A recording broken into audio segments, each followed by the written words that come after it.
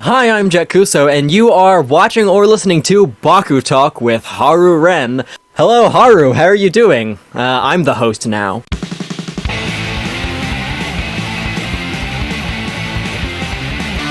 Hello, brawlers, and welcome to the Baku Talking Longer podcast. I'm Haru Ren, and guess what? I got another special guest, and this one is a very unique guest because this is the first ever BakuTuber I've ever had on this podcast. He has over 95,000 subscribers on YouTube. He is also the 2019 Invitational Tournament. He is one of the most prominent members, if not the prominent member of the Bakugan community. He also runs the production company Red Swordfish Studios, and one of the things I produced is actually the Bakugan Battle Club, which is available to stream right now on the Bakugan official YouTube channel. So here he is, the Baku boy himself, Jett Kuso. How you doing, man?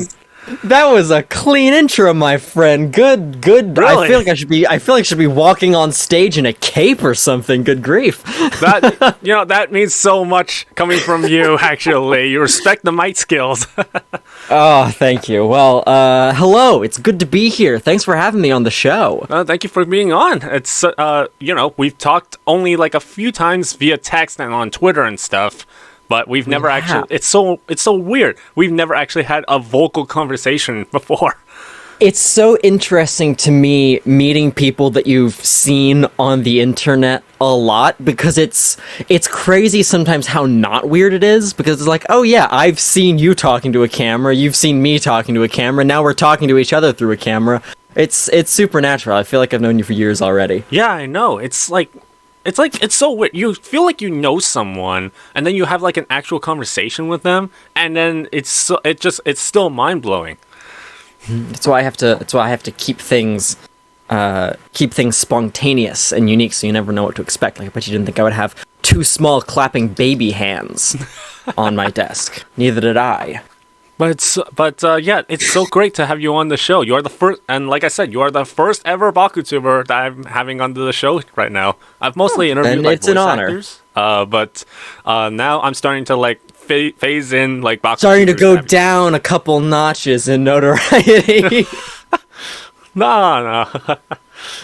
I always want to have like different kind of guests on the show, and first thing on my mind, I'm like, you know what? I'm gonna try to get Jett onto the show. Let's see if he's up for it. Yeah, absolutely. I saw I was a request on Twitter. Someone requested, you said who do you want me to interview, and someone said Jett Kuso. I was like, well, I guess if at the very least I'll make that person happy. Yeah, exactly. Well, it was more like a YouTube community post. I'm like, who do you want to see next on the Baku Talking on our podcast? Someone commented Jett Kuso. I'm like, It was community. Okay, I wasn't sure if it was community post or Twitter. Cool. But I did post it on Rad. Twitter, yes. I did I'm like, you know what? I have been thinking of getting Jett. Let's open Twitter and then let's say, hey, Jett, you down? So what did you I don't know if do you have like a list of topics, or are we just rambling, or how does this work? How do you usually do it? I got a few. I've prepared myself before we do these things. Okay, so first thing we're gonna do. I've never done this before, but first thing we're gonna do on this podcast, we're gonna play 10 questions in 30 seconds. So you have 30 seconds. Yeah. I'm gonna ask you 10 questions. You have 30 seconds to answer all of them. Is this general knowledge trivia, or are these questions about me, or questions about you? Okay. All right. So 30 seconds on. All right. So the Bermuda Triangle.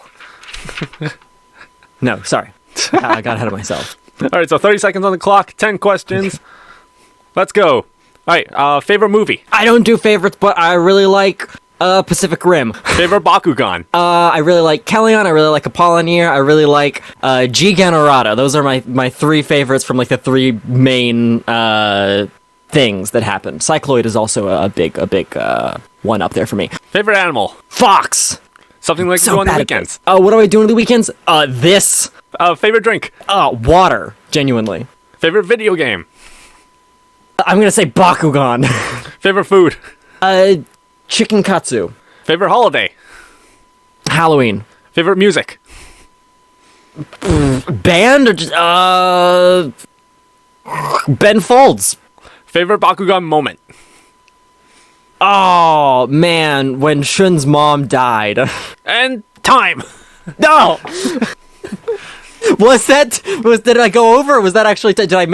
How many did I get? You got all 10. Okay.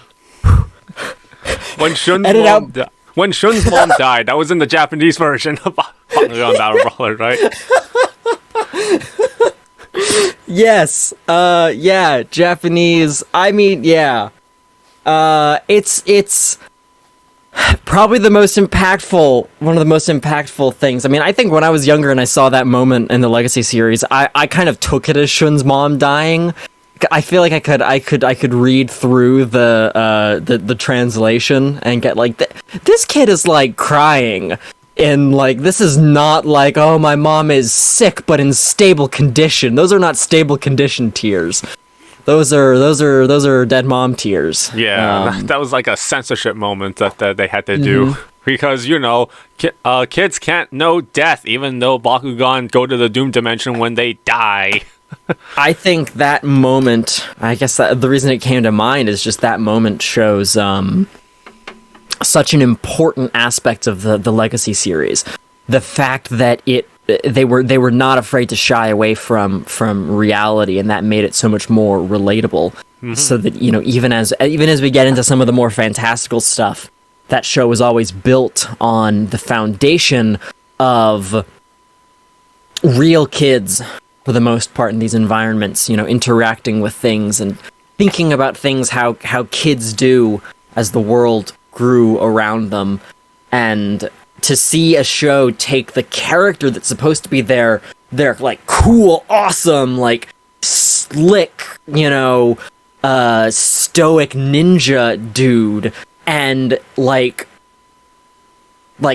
really, like, after you haven't even been seeing the character for that long, do something that any writer would think would completely undercut the strength of that character, and have Shun just like break down, crying in the middle of an episode, like running away from his problems and being, a kid, only made the character cooler for me, because he was a real person, it felt like, who was cool. And I found that far cooler than like some, like, just impossibly perfect character. Showing flaws always helps. I feel like that's the case for like every single character or a good character that people really relate to, or that people really enjoy. It's just having a character who can actually do cool stuff, but they have a past and they actually have like personal problems, right?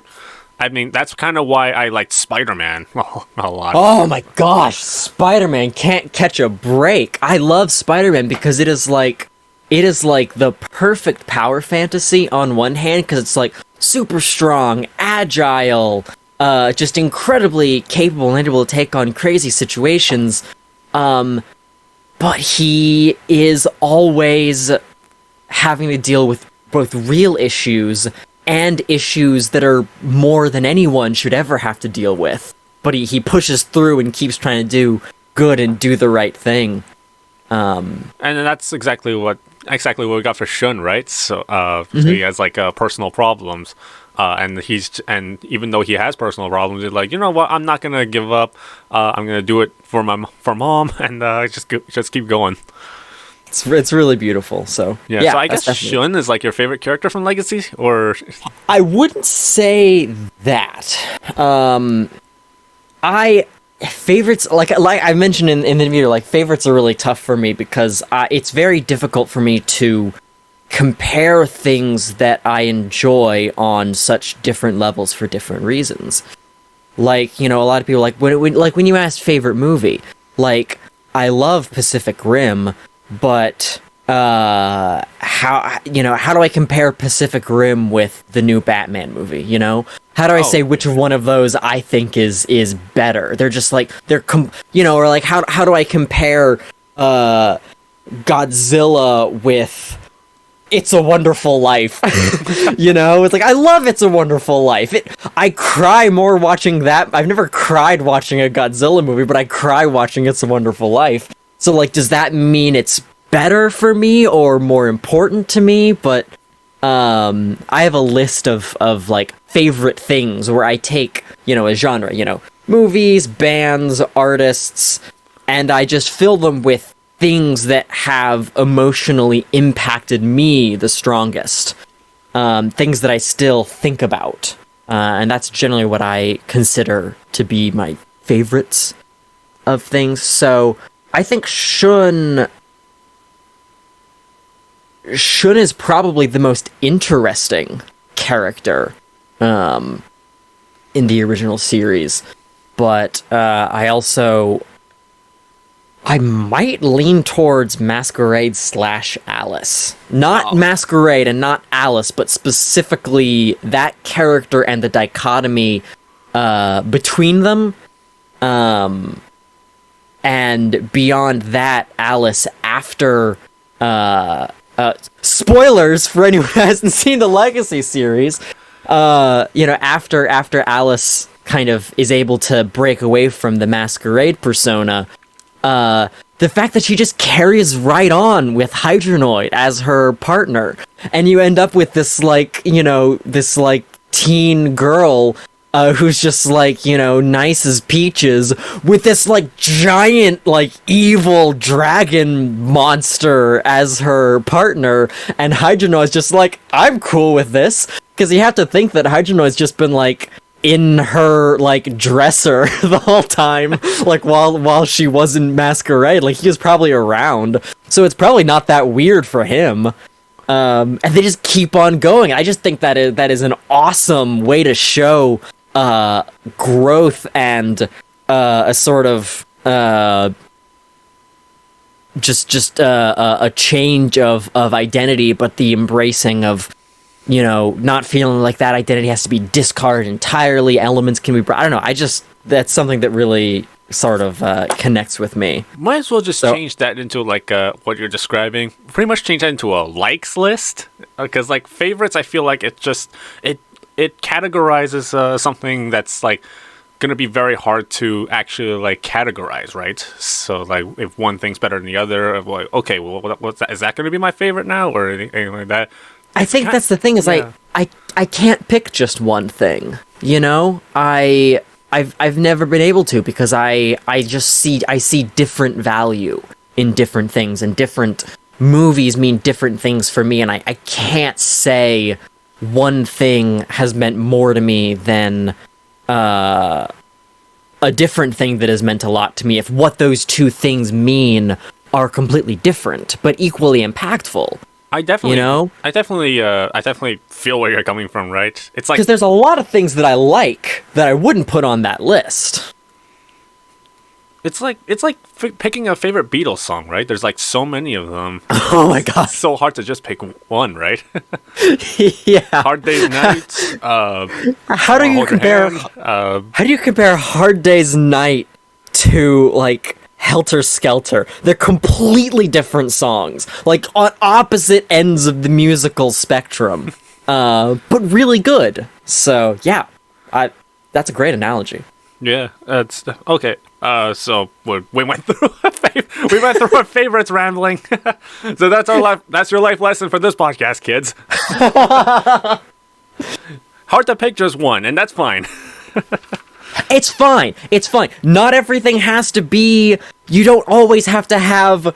Here's the real lesson from that I think a lot of people can take from. There's going to be a lot of conversation of ethical theory in this podcast about Bakugan. No, a genuine lesson, you don't always have to have a side in everything. You don't always have to have one thing that's the best, or one thing in a conflict you agree with, or you're allowed to be nuanced. The internet tries to push us all into boxes so that we can be identified as one thing or another thing, but you're allowed to have, and there's benefit in this, there's benefit in labels and identifications, because it can make communication a lot quicker.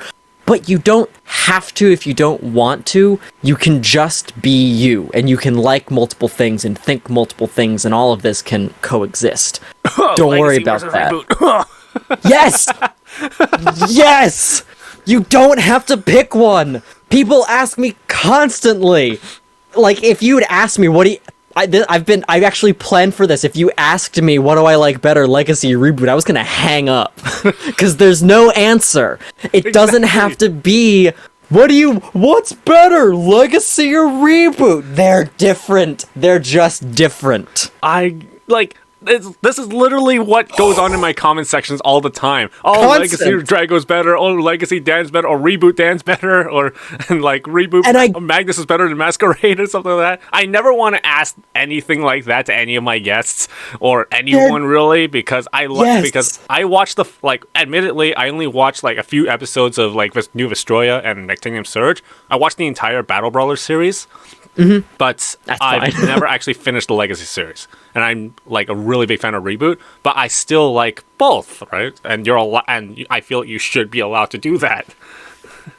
New Vestroia has some good stuff in it and does some things that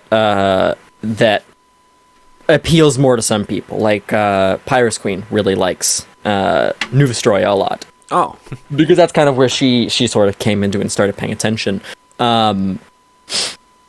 I think New Vestroia is probably worth watching. Yeah, I got definitely. Beyond that, finishing all the Legacy series. Huh? I just feel like it gets less and less relatable as it goes on, and it gets deeper and deeper into we're space warriors. That's like, I'm very sure, part of the reason why the Legacy series died out just because there was majorly changing gimmicks to the point where it doesn't feel like Bakugan anymore, right? It majorly lost focus. It both in the toy line and the show lost focus on the core appeal. And this is something that I give the Reboot credit for, is even though they've done all these, crazy big stories, they haven't gotten away from kids on Earth who like Bakugan. Which I think is important to maintain because you're still getting a little bit of play pattern in there. But yeah, no, one aspect is that people don't talk about.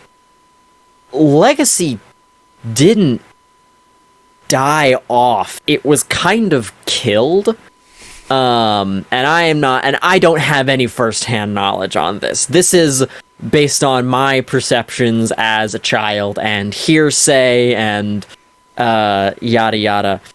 Someone is cooking something really nice in my house right now, and I can smell it through the air conditioning. Anyway,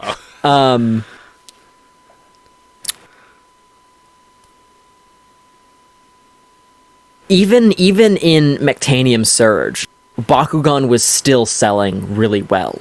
It was still, at the end, the top-selling, boys' toy in the industry. Skylanders was a thing. Yes. Skylanders was popping up right there at the end and probably creating some competing market share. But that ended up really, collapsing in on itself.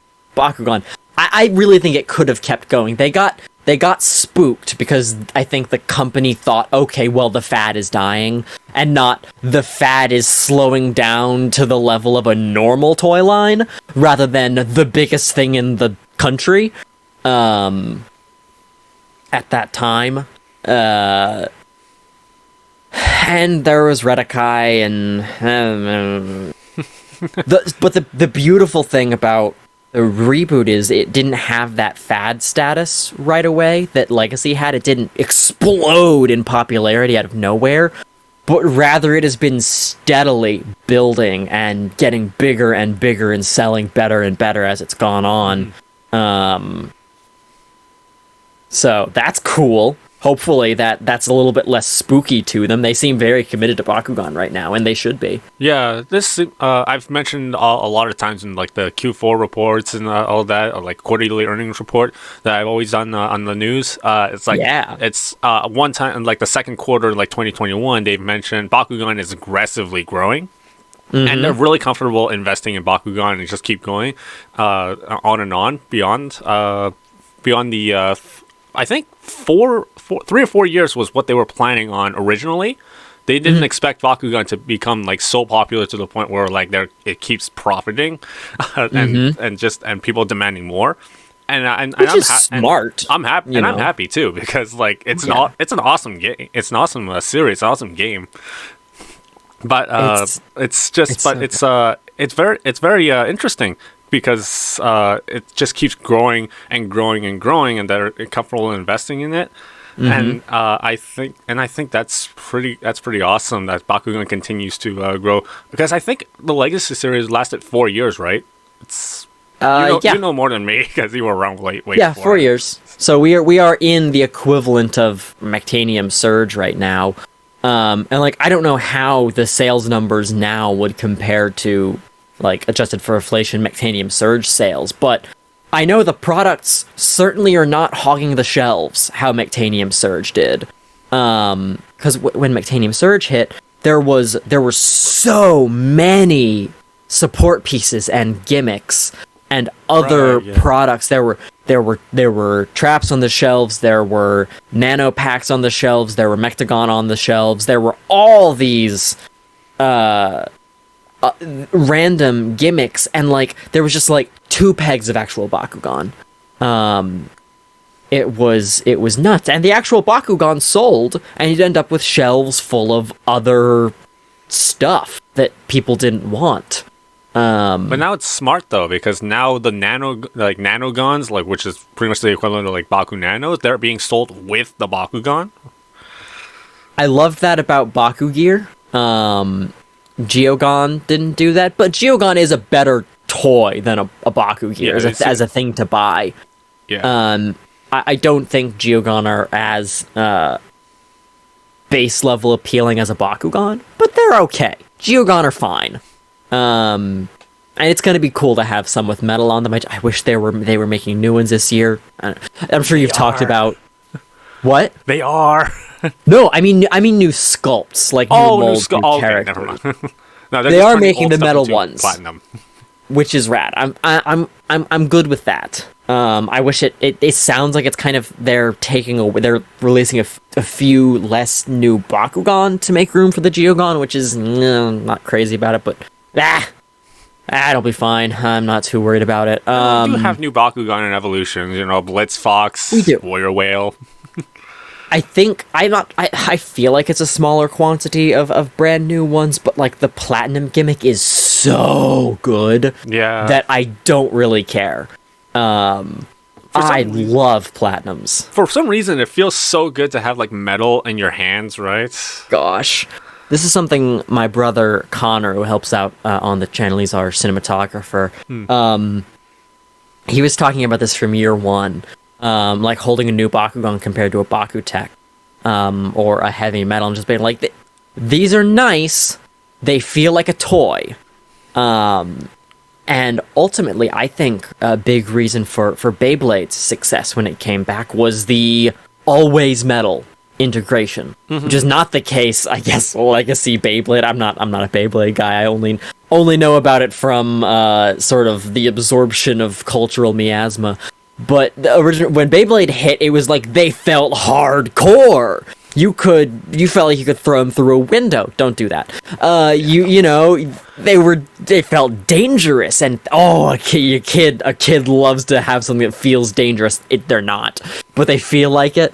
My brother was talking about like, if these had metal parts, that would get them taken so much more seriously, especially by an older fan base, older collectors. Any brand that has die-cast parts is going to maintain a older fan base. I mean, gosh, G1 Transformers had almost always had die-cast parts on them. Beyblade die-cast. Hot Wheels die-cast. Hot Wheels, huge older collector base. So, no, I hope Platinum Bakugan are not a one-time gimmick. I hope it's a thing that they just keep making. Yeah, I hope so, too. I like Ultras. I miss Ultras a little bit. I think they're cool. Yeah. They're less accessible than Platinums, though. Platinums are no less complicated, or no more complicated than a normal Bakugan, but way more satisfying feeling, and way more mature and tough. I could go on a million ramble. I'm rambling today. I apologize. I think no, it's okay. That's what this podcast is all about. I think Toolbox mentioned that the Platinums had a Maxitor effect. You agree with in terms of in terms of physicality? Yeah, because I think before, earlier in the Bakugan year, there was, Maxitor, he was like a big Bakugan, and apparently if you rolled him really hard, he's gonna do the deflection thing, or blocking your opponent's Bakugan from getting cores and opening up. People rolled Maxitor hard, and then Maxitor ended up breaking a lot of people's Bakugan. I think that's what they call Maxitor effect. I think I think a lot of that is what's the word? I think a lot of that is a little bit of myth. For this is my understanding on the Maxitor situation. There was a player in year one, a Bakugan player, who really liked Maxitor and used a bunch of Maxitars in their deck. And also got really into needlessly aggressive rolling, right? There were two camps, right, early in Bakugan.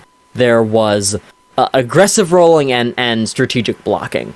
Strategic blocking, I still don't have a problem with. I still think it's part of the game and is cool, if done smartly. Which is, you roll your Bakugan with the goal of getting it to pop open and then slide forward and get to the other side of the matrix to block the opponent's Bakugan. The other camp was, roll your Bakugan as hard as possible and try to just slam it into the opponent so that nothing can happen. Just as a psychological tactic or as a disruption tactic. It's super lame, and the community went if you do that, I'm not going to play with you, so don't do that. Yeah. And so, because of the connection of someone who did this technique, and I think they would probably claim that it was strategic blocking. I don't know. I wasn't there. This is all hearsay. I make no claims, and I mention no names. It ended up being called Maxitor rolling. I don't think it actually had anything to do with the Maxitor Bakugan itself. Beyond that, I don't know that anyone has hardly ever had a Bakugan broken by hard rolling. I don't know that anyone has hardly ever had a Bakugan break during gameplay at all, except by some... have you ever experienced this yourself? Have you ever, I've never experienced it. The worst I've experienced was probably, overall, factory defects. That's factory defects, yes. But that's normal, right? And sometimes if there's a factory defect, you'll roll a Bakugan, it'll hit something, and some piece will fly off, or a spring will come off, or a part will. That happens. Yeah, that happens. That's normal. That's the worst.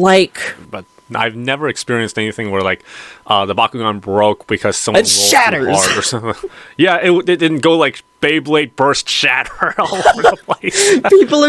People are so worried about it, and I get it. People are spending money on these toys. They don't want them to break, and they don't want other people to carelessly break them. And I don't think you should roll hard or try to slam your Bakugan into each other. Yeah. But, Bakugan Melee, or one of the main mechanics is knockouts, which is taken from BakuTalk. And BakuTalk, don't break from knockouts. I've especially never seen it with BakuTalk, but they're just really well constructed. Bakugan these days don't have quite the level of quality, control, and price that BakuTalk had. BakuTalk were expensive and still are expensive. But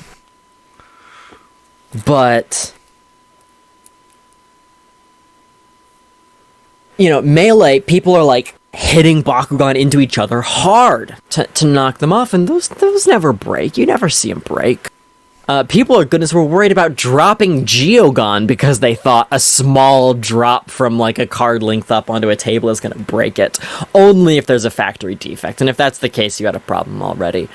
I think the difference with Bakugan Pro game and the Bakugan Melee. In Bakugan Melee, you take turns rolling, right? So the Bakugan is already standing still on the card beforehand, but in Bakugan Pro, you have to roll them both at the same time, huh? Yes, but I can tell you this: the amount of force it takes to knock a Bakugan off of a gate card is generally high enough that it ends up being way more energy than two people rolling against each other at a normal speed or even an aggressive speed.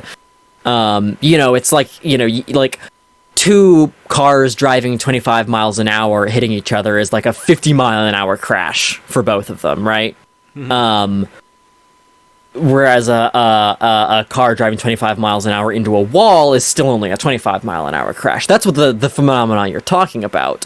But when you're playing Melee, really you're driving the car at 70 miles an hour into the wall.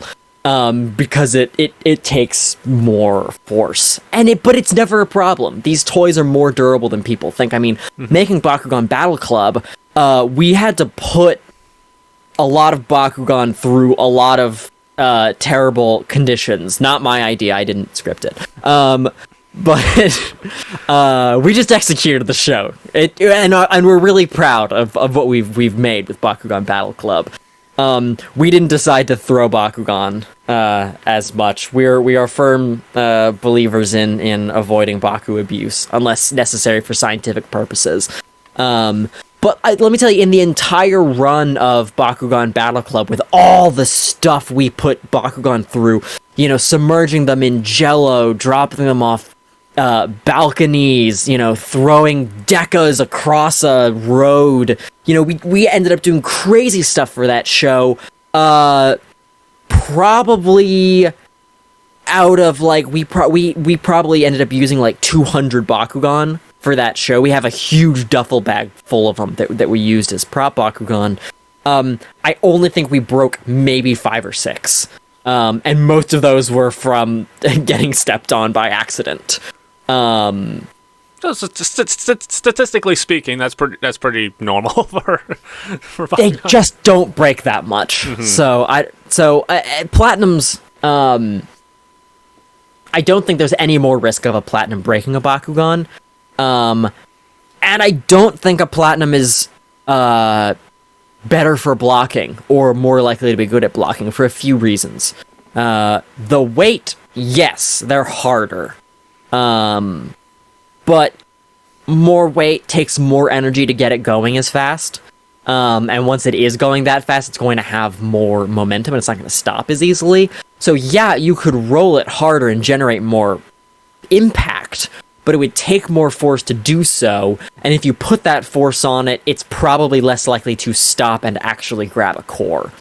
Platinums actually sometimes have an issue with this, where the extra weight makes them, if you're not very careful, they'll fly right off of a core. The advantage is once they have a core and they're on a core, they're less likely to get knocked off of it because a plastic Bakugan hitting it is, it's like a sedan hitting a semi-truck. It's just the semi-truck is going to end up being okay. So I think Platinums are far better defensively than aggressively. I don't think they have a Maxitar roll problem, personally. I ran out of my sparkling water.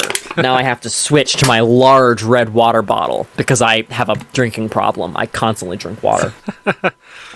And there's your commercial for Platinum Bakugan hit. I will. People call me a shill. I'm not a shill. I just like things.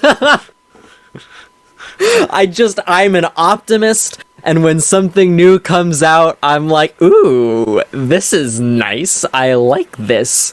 I was pretty down on Geogon, and I didn't like it. It made me uncomfortable when Geogon came out to, criticize it. I was, stressed about it, because, I don't want to be mean. They're fine. I don't like being a nasty person. I like to be positive. I like to think well of things. I think that's one of the charms that you have when people watch you. So. I try to keep a tone of positivity and that's I just don't think there's much utility in being needlessly down on things. If something needs genuine criticism, and I felt like Geogon did, and I stand by the changes that I think should have been made to Geogon, I think there should have been a deck limit. or just something. Here's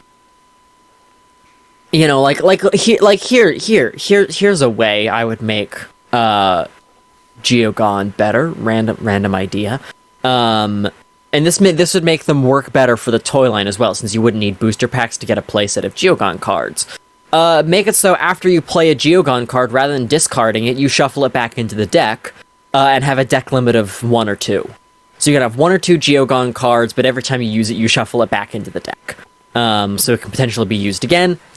So that creates a limit on how many toys you have to carry around, and a limit on how many cards you need to be able to use them.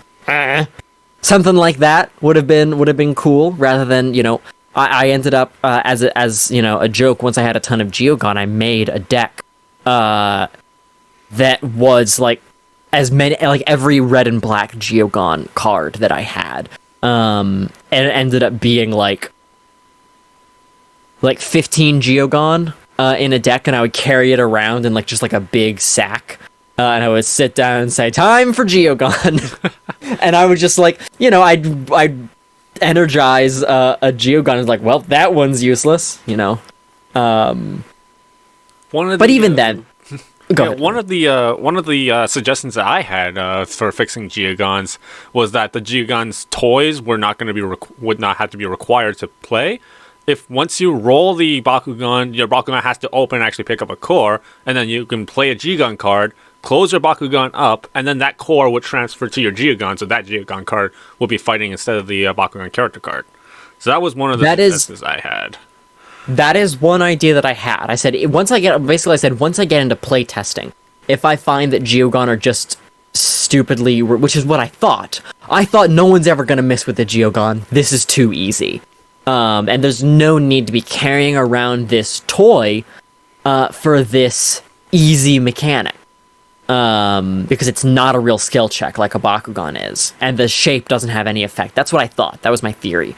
Once I actually started playing with Geogon a lot, people miss with Geogon all the time. There is I see people miss with Geogon almost more than they miss, experienced players missing with Geogon almost more than they miss with Bakugan.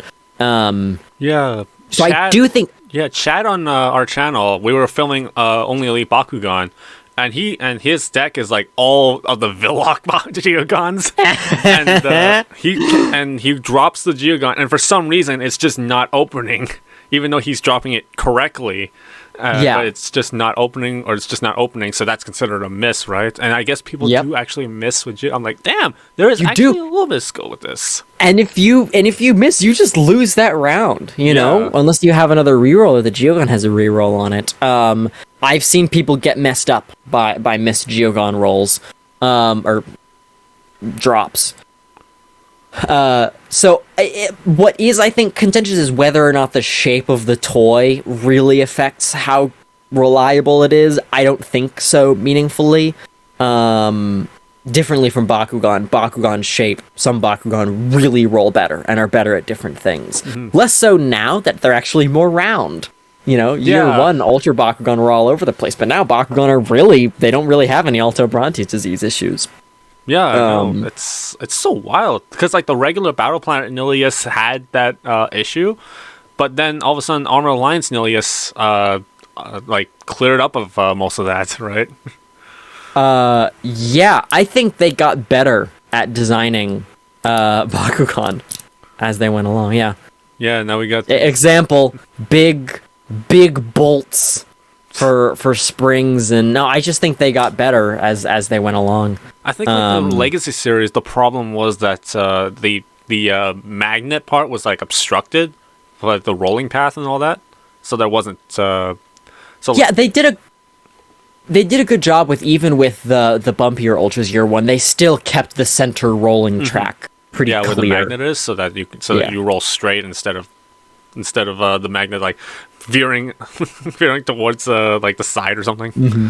But there was a lot of difference in performance, and there still is a lot of difference in performance between Bakugan. As far as Geogon go, I don't know that my other idea was that just let people bring one Geogon toy to act as a stand-in for any Geogon card they had in the deck. So they could just use any Geogon toy and with any Geogon card, just so that you're doing the mechanic. That does cut away from some of the roleplay aspect. I think immersion is very important in card games. I think it's important that the mechanics fit with the story of a card, you know? That when you play huge knowledge, it feels like you're doing some crazy huge play. Yeah. You know, that when you roll a Bakugan, it feels like you're throwing your monster into battle. That when you drop a Geogun, it feels like you're tagging in your partner.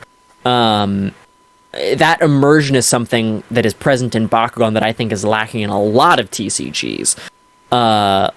Like, when you're playing a Pikachu card in Pokemon, does it really feel like you're throwing out a Pikachu? Yeah. Or does it feel like you're playing a card with a picture of a Pikachu on it? I know what you mean. Yeah. Whereas in Bakugan, when you roll out a Cycloid, you're doing it. You're rolling the Cycloid, and you're battling with the Cycloid, and he's got his power level, and that's always been one of the biggest benefits of Bakugan, is it is close to the physical, what the things you're doing physically are close to the idea of what you're doing mythologically. So I think having your Geogon match your card helps with that. So you're not, playing a Hyenix and dropping a Sluggler. But that's why I like the recycle them back into the deck thing. Don't need playsets. I don't know. There's a million ways to do it. I don't think it matters all that much. I think exact balance in Bakugan is something people focus on too much. I do think a card game should be well balanced. I would love it if the Bakugan TCG was better balanced. Yeah, as far as we know, there's still no ban list. Darkfire Defense, I think, is still running wild. That's the thing. Maximus, I think, is still viable. Yeah, absolutely. Yeah. But I don't know that. The funny thing is, I think calling for a ban list without any organized play is a little bit silly, because it's only happening on a local level. Yeah, I know. Right now, anyway, and if the players you have aren't willing to play something that you're going to have more fun playing against, and only want to play things that are annoying to battle because all they care about is winning, get better friends. I don't know. I think local communities are welcome to just self-regulate and self-balance. But Bakugan is, I think ultimately Bakugan is fine being a casual TCG until there's stuff actually happening at a broader scale. Mm-hmm. I think that's when that stuff becomes particularly important. You were at the Anime Expo in 2019 or so, right? Huh? Yeah, and I know that you said in a previous video before that you've done a while ago that you actually went to a Texas event or something. Or a Texas regional event in the Legacy series, or some sort of Bakugan event. BakuCon, yeah. Yeah, BakuCon. I went to Dallas BakuCon, which was a national convention tournament tour that they did in the Legacy series in 2000, I think 9 through 10, or 10 through 11, I forgot. Well, let me check my. What's this? Hang on, just a moment. Oh, he's grabbing something. What's this on the wall? Only my plaque. Oh, there it is. Dallas BakuCon Regional Championship flight winner. That means in a group of about, I think, 8 to 16 children, I was the best of those children. Oh, damn. And now, years later, you are the 2019 champion. Yeah. So the crazy thing is, when I went to the Invitational, that was the second time I had been flown out to a different state to compete in a Bakugan tournament, because the BakuCon was stupid. It was such a great event and such a cool convention and such a cool tournament. It was free admission. and they didn't have any media presence. They didn't like have local news media.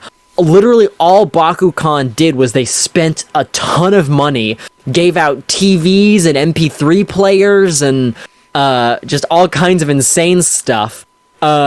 Invited, paid, gave plane tickets to hundreds of kids to fly them out to New York for the national championship, which is what I went to. As a flight winner, I didn't like win semifinals or whatever. I won a flight, preliminaries. I won, and they paid for me to come to New York City to compete in the national tournament. So it was free admission. They were paying you kids a lot of money, and they were pretty much throwing money into a paper shredder. Yes, and they were only advertising to people who already were into Bakugan, because the only people there were Bakugan kids and their parents. What exactly was the business or economic strategy for this? You're asking me, man. I have no clue. It was nuts. As an event itself, it sounds awesome, but great. Doesn't it was really fantastic. sound beneficial to the company. No. It just sounds like they were just oh, okay, we got like, I don't know, $15 million right here. Throw it in the shredder. Yeah. Should we, the U.S. people, stop funding the great U.S. money pit? That was an Onion video I was watching earlier. So... But do you wish something like that could happen ever again? I do, because man, it was fun. It was crazy. The national event. There were kids battling, and I've told this story many times. There were dads on the sidelines, like leaning over the rails, like dads at a baseball game. So like, Johnny, play the blue one! Play the blue one, Johnny! These are like sports dads who have ended up having these like card game kids. And they're like, this is the closest I am going to get to my son being a football star. Play the blue one, Johnny! It was my dad went and found a chair and slept. Because he was like, yeah, you got this. Just like, okay, go have fun, son. Yeah. He doesn't know anything about this. No, that was like a highlight of, that was like one of my claims to fame of like, yeah, I won an aspect of a Bakugan tournament and got to go to New York for free. That was like the culmination of my original series Bakugan career, aside from then making the Jett Kouzo video or the Jett Kouzo channel and having some videos kind of quote unquote blow up, which is crazy for a 12-year-old. And to think, this all started because a friend of yours had a Fear Ripper that he put on a mailbox. Ooh, you do your research. Yeah, my friend, I'll name drop him. His name is Hayes. Came over with a blue Fear Ripper, and was like, check this out. And I was like, whoa. I'd seen it in the stores, but I just, saw it as like, some fad. I was never deep into Pokemon. I actually got into Pokemon after Bakugan. Well after. Bakugan is, like I said at the beginning of like my video that I made was a documentary about the Invitational Tournament and my experience with that. Masquerade in the big, climactic battle between Dan and Masquerade. Dan says it's not it's like, we ease up, Masquerade, it's just a game. And Masquerade says it's not a game, it's my life. Which is such a silly thing. It's like, that's his character flaw.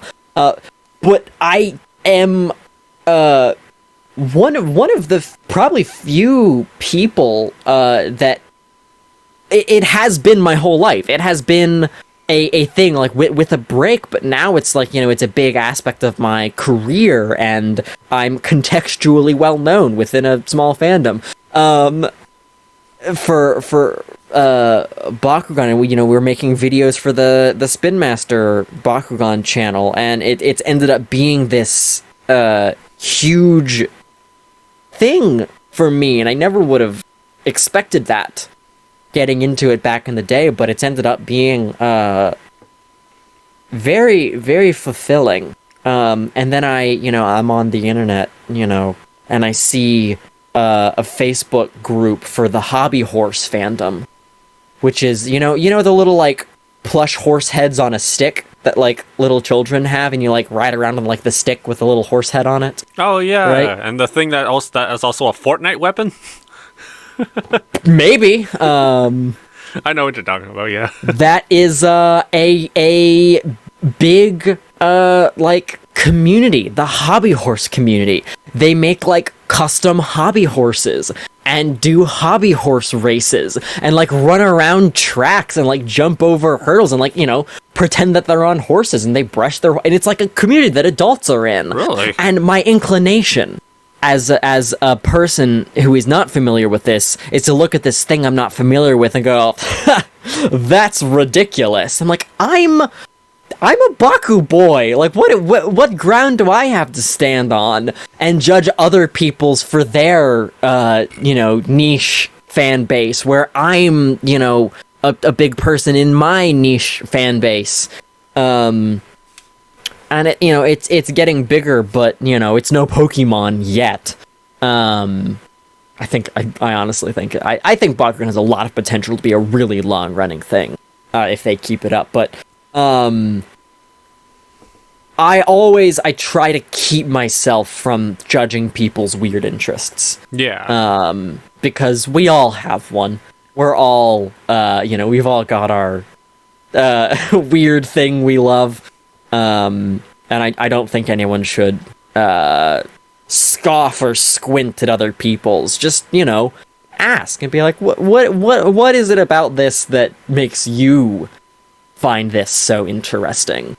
As long as it's not gross or illegal, right? As long as it's not gross or illegal or immoral or threatening or an entire harmful country. harmful to the environment. NFTs are exempt. Don't do that. Yeah, exactly. I find with exceptions. If it's not harmful, if it's just a fun, weird little thing. Mm-hmm. Let people have their fun. I know a lot of people sometimes when Champions of Destroy came out, I know a lot of people like scoffed. They're like, "Oh, Bakugan is like still here? Are people still into that thing? Or that Bakugan is still around?" That is still the main reaction. I was hit by that first at Anime Expo. It was like every 3 seconds, someone would be walking and going, "Whoa, Bakugan is still a thing?" I remember that. Wrestling. I know you're really, you're a big professional wrestling guy. Yeah, exactly. I know. I've never been big into wrestling, but it's something that I have a respect for. Because this is actually, wrestling is a specifically good example of this, because there was a video by Bad Man Max Landis called "Wrestling Isn't Wrestling," that was a storytelling reenactment of the career of like one professional wrestler in the WWE. And basically just recounted his whole, long running twisty-turny narrative. If you haven't seen that video, you should find it. It's called "Wrestling Isn't Wrestling." I need to. And the whole thing was like, it's like this crazy narrative, and it gets to the end of it, and it's like, and this is one story of one character in wrestling, and there's like a million, characters and personalities that you can follow. And he's like, this is where I realized, because I'd always been like, wrestling, don't people know that it's not real? I know. And it's like, everyone knows, but have fun, just get into it. It's the same thing as people are like, don't they know that that's a kid's thing, that's for children? Like, yes, we know it's for children. Yes, we know this is not real. Yes, we know this is silly, but it's great. And if you're into it, it is great fun. Exactly. I get a lot of people like when I was wrestling since high school. I get a lot of people saying, "Oh, that's that's fake, right? Why do you watch it?" I'm like, "Oh man, why do you watch an action movie? You know it's fake. But you stop watching it." It's incredible live, theater choreo. Stuff's cool. It's fixed, but it's not fake. They actually do like hurt themselves and all that. Yeah, they're doing all the stuff. So like, everything you see is what's happening. They have like these very silly characters all the time. I know Stone Cold Steve Austin, The Rock, John Cena, Andre the Giant. I think it is evident in how much value is in wrestling just based on how many celebrities come out of it. The Rock and John Cena and I forget that Drax. Batista. Yeah, Batista. It's obvious these guys are like incredible actors. John Cena is such a good actor, genuinely. I mean, the first time I noticed this was in Bumblebee. Great movie. John Cena was like, this guy is great. Even before that, the Fred movie. John Cena is great in the Fred movie. Or Fred the movie. He was hilarious in that. I go back. My favorite movie is not Pacific Rim. It's Fred the movie. Huge inspiration. Oh yeah, and I know I know The Rock has been like the Scorpion King, but I know him from the Fast and Furious series. Oh yeah, but yeah, and I like professional wrestling. I like watching it, and even though I know it's fake, and I know that some of these characters are a little bit too goofy or a little silly, it's still enjoyable to watch. So why do I have any right to like question who someone else's like interests and hobbies and stuff? Same thing people question like my hobbies and interests like Bakugan or Pokemon or Yu-Gi-Oh or children's card games in general. I really like the Bakugan series because they integrated a TCG that's like really fun. The TCG honestly like really speaks to me because there's skill involved in a card game. So good. It's not just like, okay, you start with five cards. Oh man, this hand's terrible. I bricked. That's all. That's it. That's the end of the game. No, it's actually dependent on how well you roll your Bakugan and stuff. I love that. It's so good. I was talking about this with my local meetup friends the other day, about how Bakugan, I think, is the only game that's come out in a long time that really has a solid chance at standing up to the big three and making itself known and seen.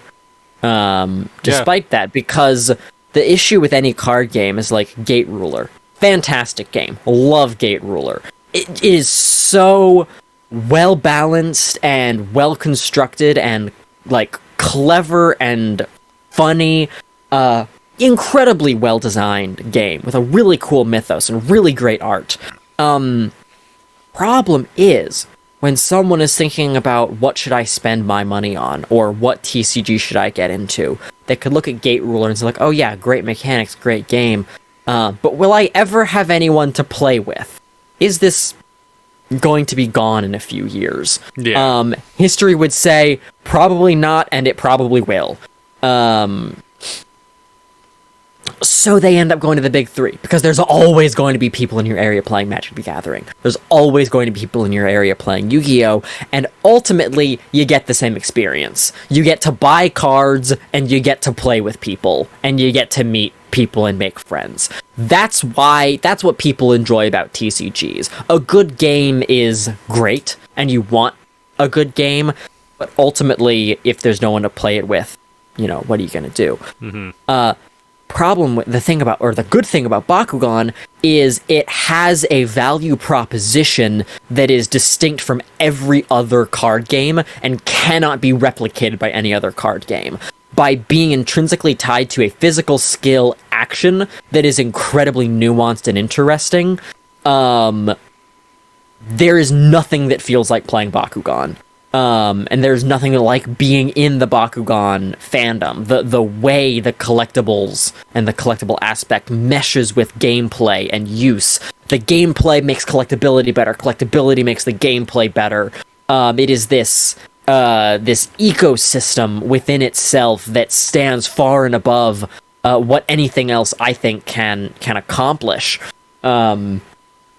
as an encompassing, engaging, immersive fan base and game. So people in a hobby shop will see, might see people playing Gate Ruler and be like, oh, what's this? And like, this is a card game. Like, okay, cool. Love card games. But then they see Bakugan and they go like, now what's that? And they're like, well, that looks really different. If you really want to get into Bakugan, you can't go like, I might as well just get into Yu-Gi-Oh! Instead and have basically the same experience with a different game. Can't do it. Doesn't work like that. That's why I think Bakugan is the only card game that has a shot.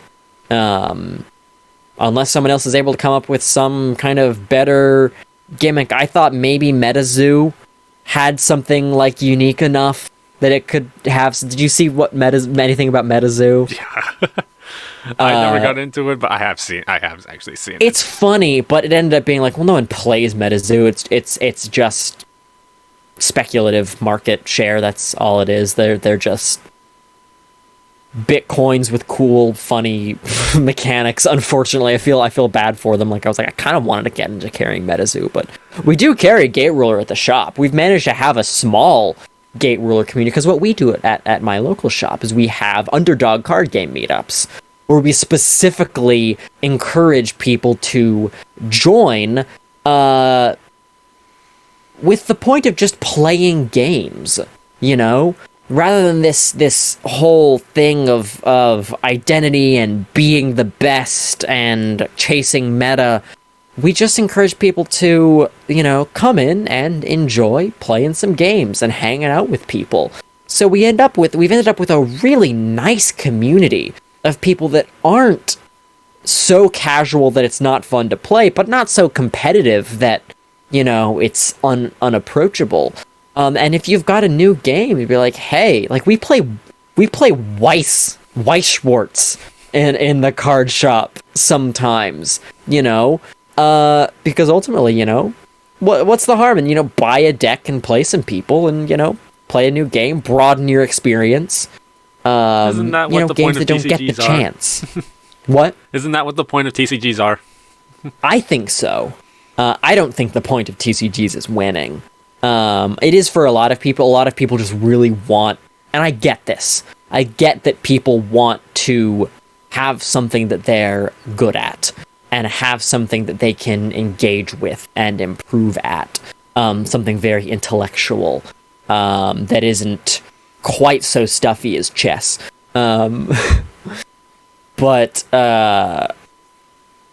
so I get the desire for competitive, but if there's not tournaments happening and just have fun, meet people, engage. That's what I like to do anyway. I'm in it for the people that I meet, and we've ended up with really great people in the community by just encouraging kindness and approachability above winning. Yeah, exactly. And that's really great. That's a really great mindset about TCGs, right? It's just encouraging people to socialize and just have fun and sometimes TCGs also you can end up with a sharper mind, right? Because there's strategy and stuff involved. I think so. Yeah, absolutely. Overall, I personally think casual play is really benefit for everybody. I agree completely. Mind, you can work on your social skills, make friends. Yeah, see that this is one thing about TCGs is and this is I'm pretty sure not a controversial statement, and in no way is this a bad thing or an indictment on anyone. A lot of people get into TCGs who haven't had a lot of opportunities to socialize a lot, or haven't been parts of big social groups. And the nice thing about TCGs is you can sit across from other people and then focus on something that isn't the people. You can focus as much as you want on just playing the game, right? And in that gameplay, you can express some of your own identity. you know? So it's a way of expressing yourself and meeting people and interacting and socializing that is, I think, much more approachable for a lot of people than, you know, going to bars or clubs and, you know... You know, this is the same thing that conventions provide, where at the very least, you know, you're at this Transformers convention. You know you can talk about Transformers with anyone else around you. So you're able to engage with people on a deep level without, you know, being too, you know, I guess, exposed in a way. Mm-hmm. What do you think about the Bakugan community that we have now? Nowadays, for the reboot, we have like a really broad range community that just continues to grow, and everybody seems like they all get along. We really do. We really have a good... It's funny, because I think when Bakugan first started, it was really nice and really approachable, because it was mostly people getting into it who remembered it from the day. They're not like, you know, crazy hardcore focused, you know, grumpy TCG people. They were just like... cool people who saw a cool thing and wanted to get into it. Then as the TCG ramped up, we started to get a little bit more of those heavily TCG-focused folks all over the place. I'm not calling out anyone in particular. I think in a lot of ways, the entire community kind of drilled in on TCG mechanics and stuff for quite a while. And that's very fun to do, especially when it seemed like there were going to be events and tournaments and stuff. There's incentive to do that, and I think that's where that comes into play. But, you know, the problem with competitive is people are competitive, and people want to be right, and people want to win. And that inherently brings some negative elements into a community. I don't think it can be avoided. So there was some strife in the fandom for a little bit during that. And funny enough, now that... Because I think what it was is there were people in the fandom who were very focused on the TCG and not so much on the toys or collectibles.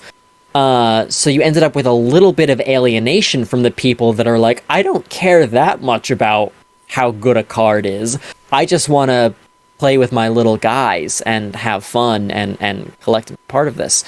I think as the TCG-focused part, the highly TCG-focused competitive part of the community has shrunk a little bit with the lack of active product support. The community has balanced out again very nicely. And what's left are the people who enjoy the TCG and enjoy strategizing and enjoy talking about strategy and about cards and about deck building.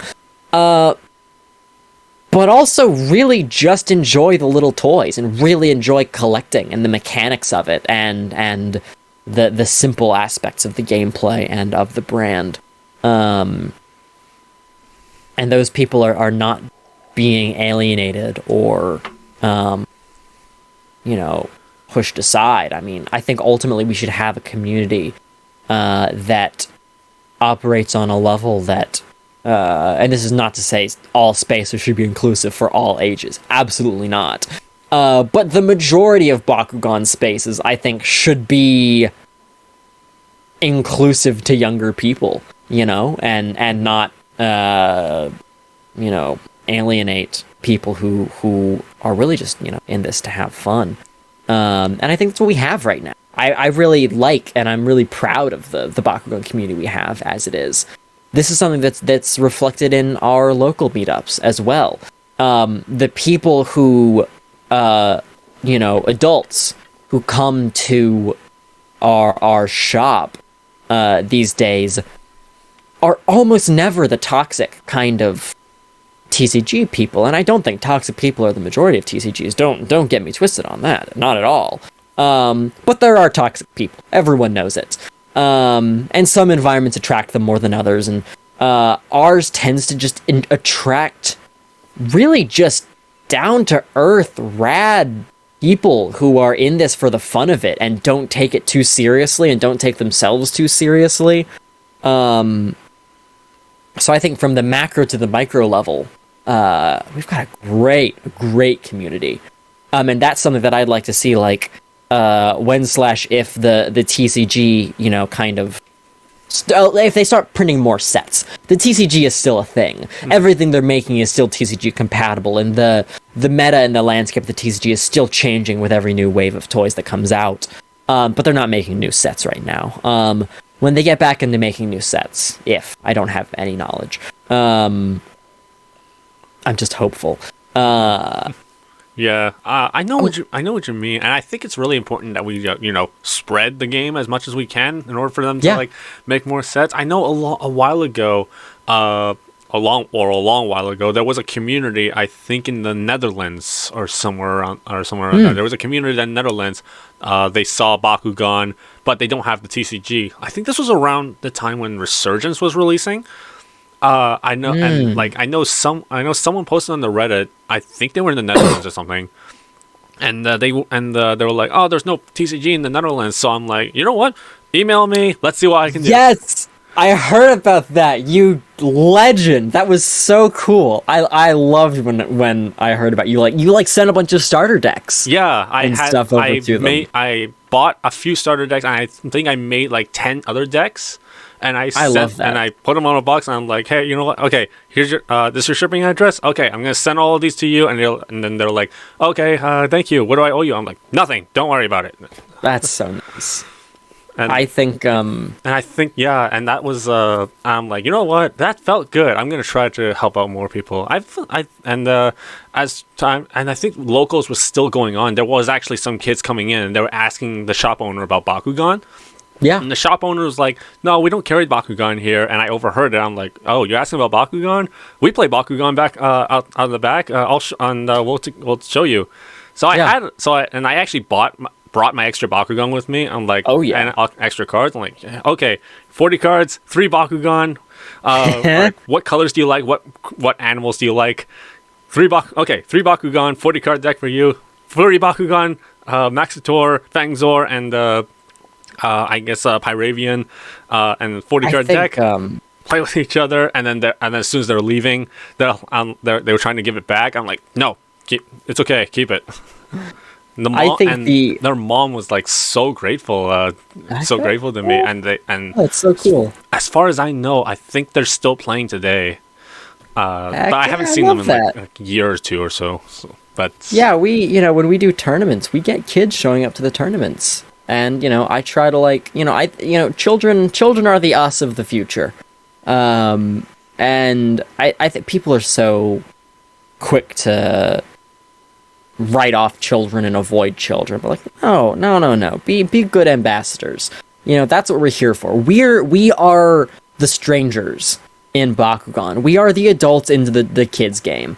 We cannot get it in our heads that this is for us. There is absolutely nothing wrong with adults engaging with it. And I think adults should engage in TCGs.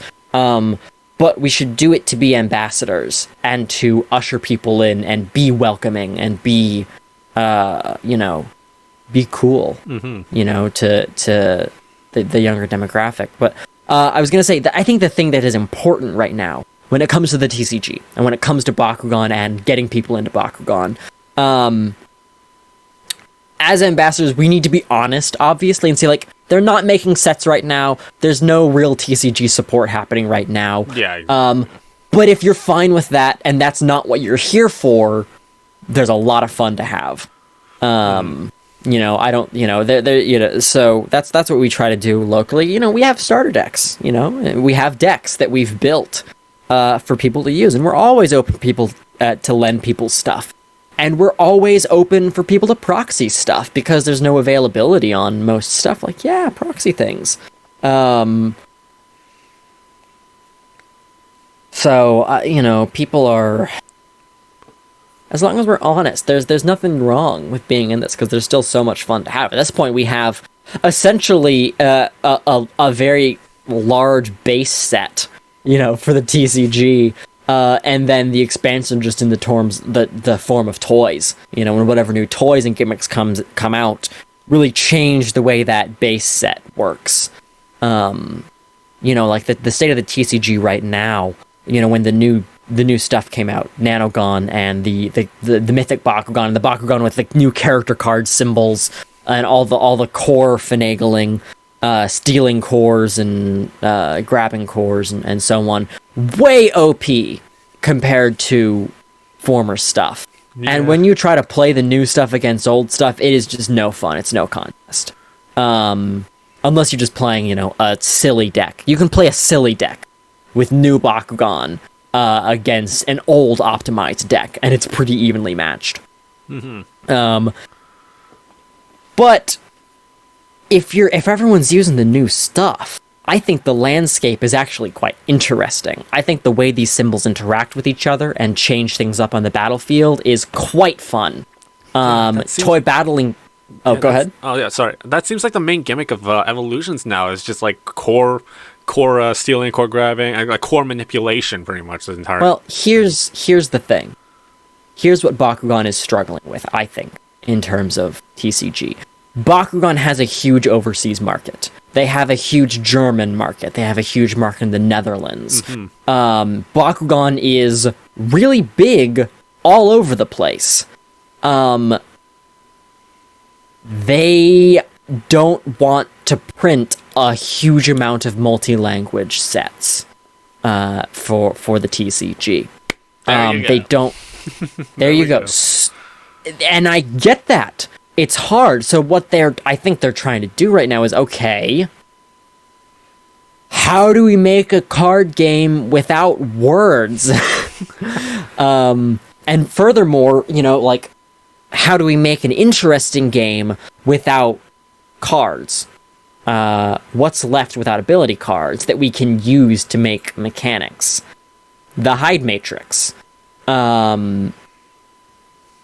So I think hide matrix manipulation makes toy battling game so infinitely more interesting. Mm-hmm. It also has gotten in the way of something that everyone seems to have forgotten was a problem in the first 3 years of Bakugan, because everyone got used to it. The Bakugan character cards, that say if you land this on a Fire Fist, you get plus 5,000 B power, And so, which is like, the balancing mechanic was intended to be, but people aren't good at rolling. Rolling is hard. So they're only going to get this bonus sometimes.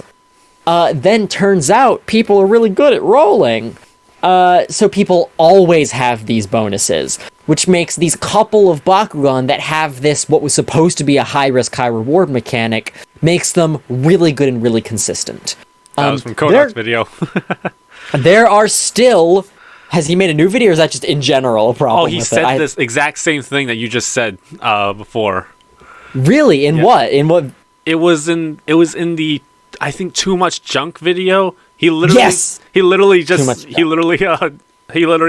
made you into a Stan Lee cameo. He mentioned that.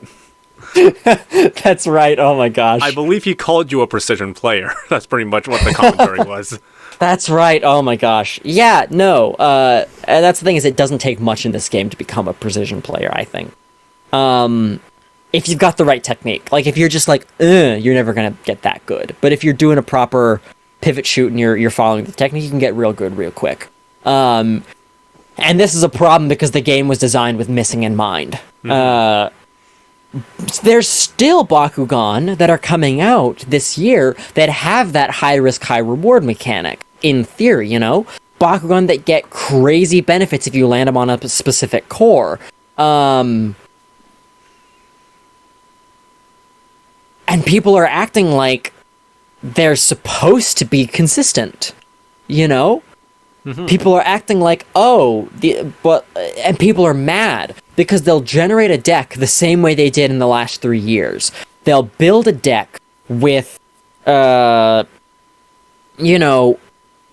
the base B powers in mind if they have the right cores, and then they get into a game and people are stealing their cores.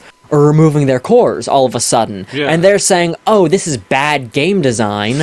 My guy with this high-risk, high-reward mechanic shouldn't have any risk. They've actually, through these core mechanics, added the risk back in without the necessity to miss. If your Bakugan relies on having a specific core, it's more risky now. Whereas other Bakugan that don't have that mechanic may only have 600 base B power, 4 damage, but they're more reliable because it doesn't matter what they land on. So when I'm in these games of people all playing new stuff with new Bakugan, they're really balanced. And they're actually really interesting. And there's a lot of, like, shifty eyes and, like, looking like, what are you gonna roll onto? You don't know what I'm gonna roll onto. Yeah, and there's, like, shifting back and forth and, like, people stealing your stuff and the hide matrix is this constantly changing landscape that is genuinely dynamic and cool. They've made hide matrix manipulation into, rather than being something annoying that happens sometimes, into a core mechanic of the game. Being able to control the hide matrix is fine. I do not think that is inherently bad game design. It's just different game design. And it is game design that doesn't require words. And that makes the game more accessible to people in more countries. And it's made the toy battling game. I don't know if you've played a toy battling game with Nanogon and Geogon and Baku Gear and the new, like, mythics and core symbols yet. It ain't bad. It's not bad. And this is something that I go into more detail about in my upcoming video, What Are Nanogon? Which should be up on the Jett Kuso channel actually very soon, maybe before this podcast goes up. I don't know what your schedule is. This is going up on Tuesday. Ooh, well, hopefully, I'll see. I'll race you. The video's basically done. I just need to record a fake AC/DC song for a gag. Haven't done that just yet. But once that's done, I'm spilling water on myself. I'm a mess. Yeah, I'll go into a lot of detail into what I think about Nanogon analytically, as mechanics, how they work, what they're good for, how it changes the state of Bakugan, and everything I think in regards to, really just how they affect the current landscape. It's a really genuinely interesting topic. Nanogon are such a curiosity.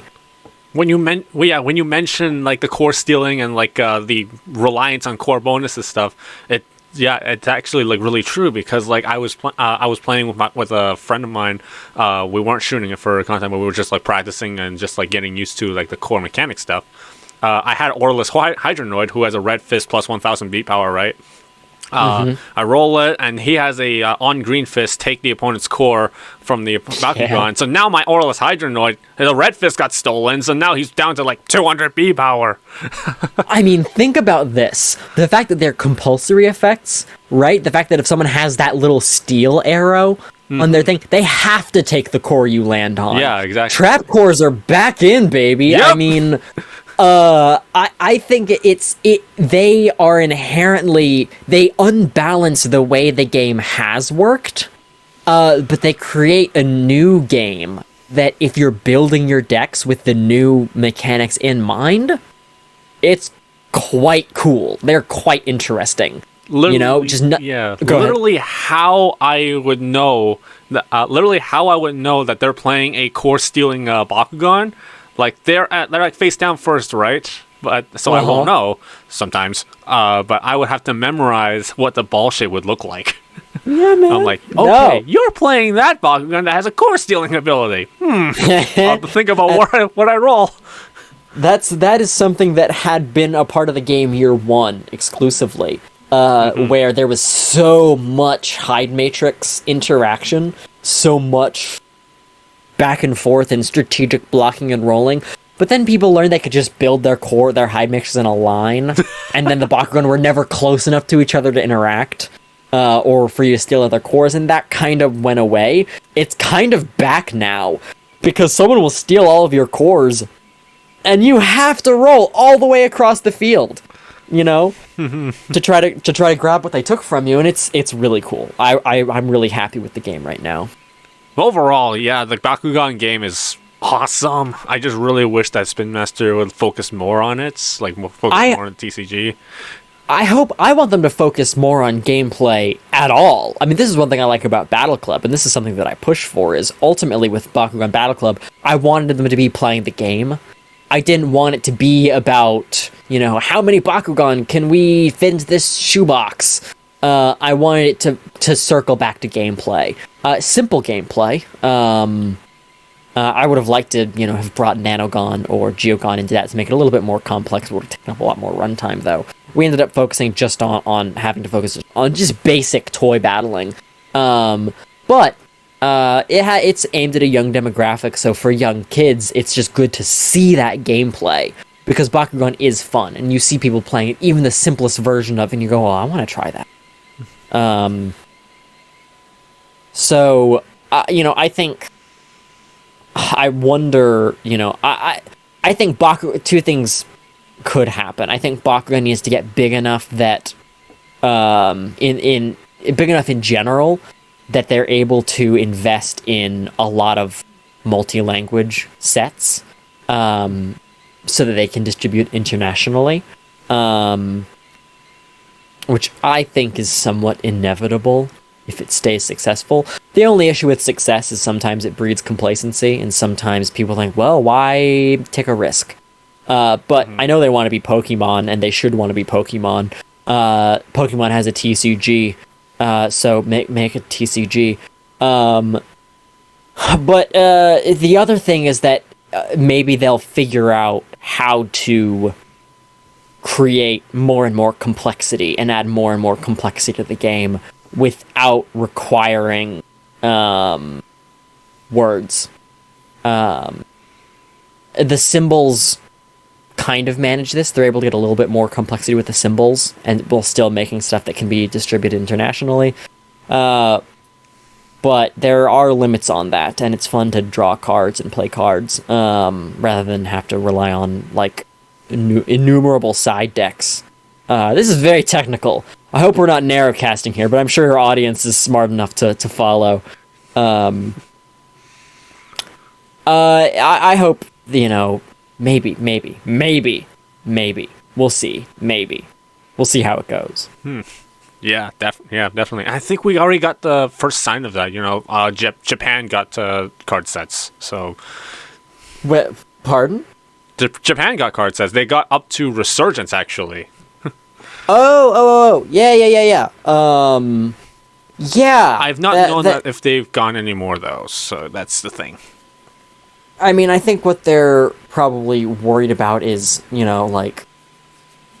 don't know how big TCGs are in Germany in general, I don't know. I don't know how it works. I think they could operate on a smaller quantity and make smaller card sets, distribute internationally, and even without a huge existing fan base, still give the existing fan base that is there some support in that regard. And gosh, even if they're only distributing online, I'm saying these are online exclusive stuff, I'm sure they've got just a crazy amount of built up, mechanics and card sets that were designed by the Garys and never released. So I want to see it. I want to see cards. Everyone wants to see cards. # we want cards.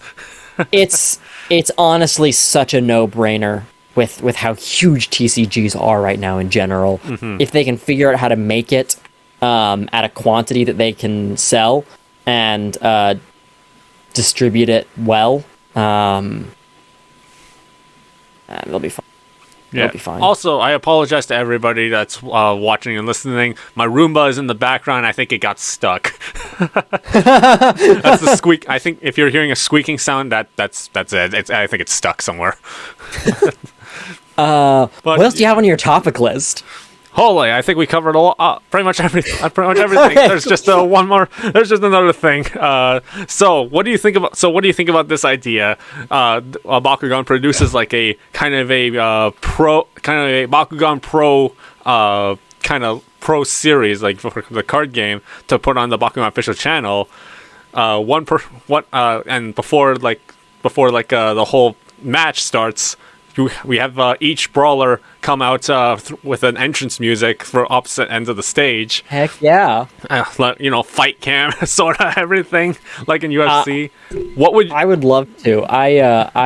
There's me and my brother have been just like thinking of a series to pitch to Spin Master about that is a gameplay heavy, battling series with really focusing on the experts and high level players, bringing them in to compete, which is kind of what we tried to do with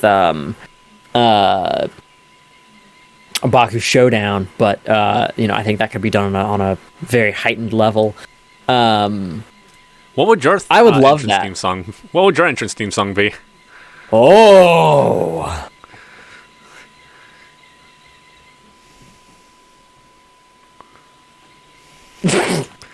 The thing that